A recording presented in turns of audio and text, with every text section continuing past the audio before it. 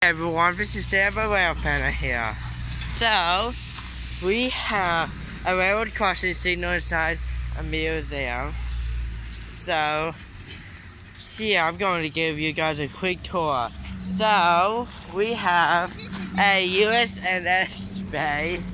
We've got two pairs of USNS, I think these are 8-inch lights.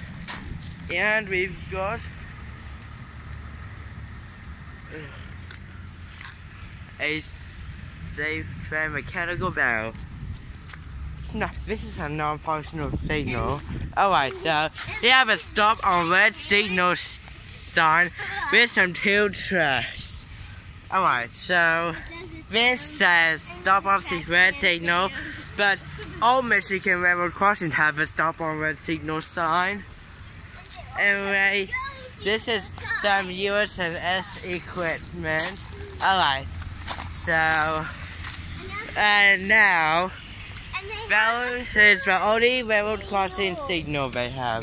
So, just wanted to give you guys a quick signal and send the Willaford out.